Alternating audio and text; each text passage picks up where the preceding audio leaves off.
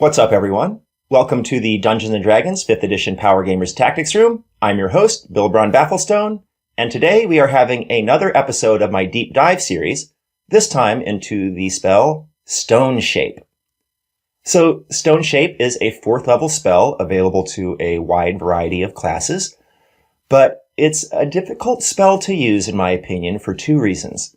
One, it's hard to figure out exactly what the spell actually does, and two, once you know how it works, it's hard to figure out how to use it effectively. So let's take a look. I've put the description of the spell on the screen, and we can see from reading the description that it seems fairly straightforward. You touch a block of stone no bigger than a 5-foot cube, and you reshape it into any form that suits your purpose. So you can create a giant hollow statue, a long fence, even a wall about 1/4 the size of a wall of stone. So no problems, it seems. But it doesn't seem that's how the spell was intended to work, ruled as intended. In a Sage Advice, Jeremy Crawford was asked if you could use the spell to create a long ramp. Rules as written, you most certainly can, as long as the ramp doesn't exceed the volume of stone in a 5-foot cube. Surprisingly, Crawford says no. And the intent of this spell is that the new shape can't extend past the boundaries of the target object. So this is pretty confusing. In nowhere in the spell description does it imply that. And even as intended, it's still kind of ambiguous. It seems to me there are 4 ways that you can interpret this ruling. So one, you can reject it entirely and just go with rules as written. But if you do that, it turns out that a 5-foot cube can create 60 5x5 sheets of 1 inch thick. A creative player can do a lot of really amazing stuff with that. And I'm guessing that a DM is going to naturally want to restrain a character from being that powerful, and is going to opt for a ruling more similar to what Crawford had in mind. So you can take a casual interpretation where the DM isn't really too, worried about the physics and just says, look, you can touch a cube of stone and you can shape it into any crude medium object.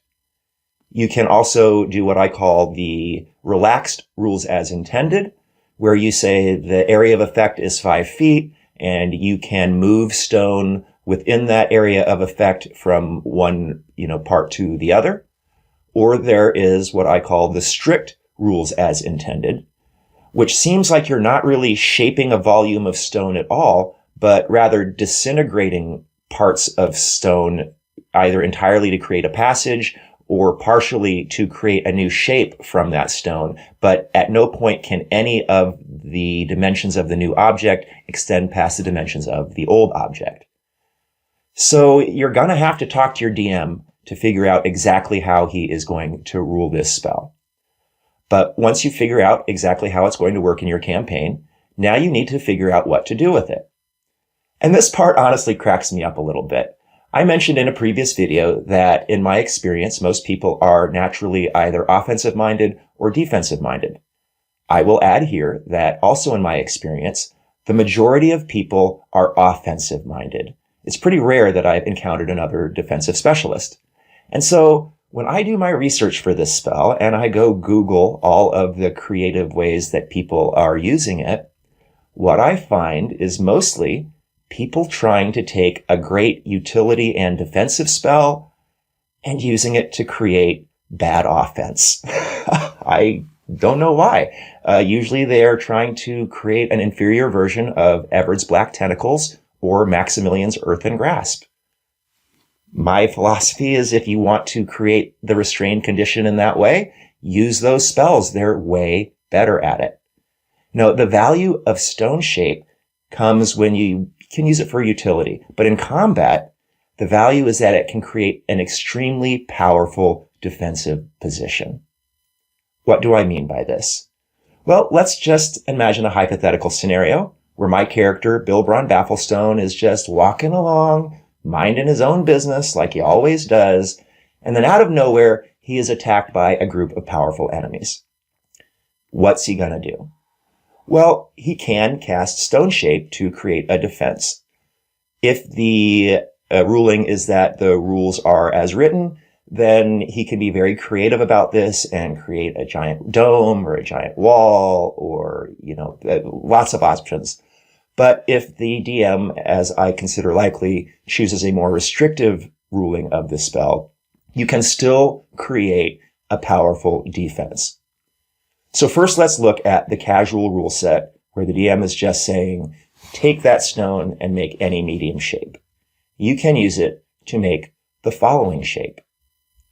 You now have total perfect cover. You cannot be targeted with spells. You cannot be targeted with attacks.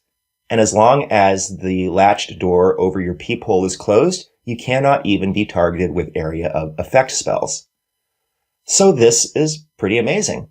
From the inside on your turn, you can just open the peephole and cast spells through it. And I'm sure you have offensive strategies for this, such as summons or concentration spells or what have you.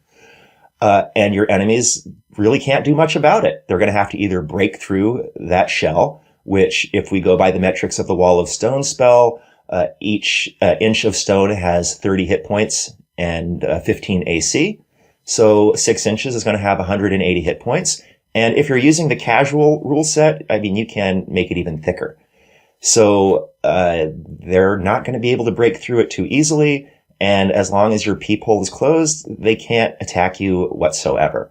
So that's really, really fantastic. Now, if your DM is using the relaxed rules as intended, you can still do this.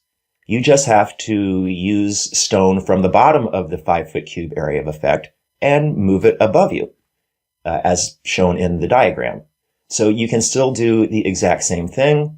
And even if your DM uses the strict rules as intended, exactly as Crawford says, where no part of the new shape can extend past the boundaries of the old shape and you can't move the stone at all, you can still create this defensive position as per the diagram. I've done it into the floor, but you can also do it into a wall. And once again, you have total perfect cover, except here you're probably just going to have to open the door and, poke your head out if you want to cast a spell or something. So that's why I really love Stone Shape, because in a pinch, I can use it to cast an amazing defensive fortified position that is going to give my enemies all sorts of problems in terms of attacking me. And in the meantime, I'm pumping out spells and using summons and otherwise doing lots of damage to my enemies offensively from total safety. So that's it. Let me know what you think in the comments below, whether you agree or disagree. Regardless, thank you so much for watching. This has been the Dungeons & Dragons 5th Edition Power Gamers Tactics Room. I'm your host, Bill Braun Bafflestone. See you next time.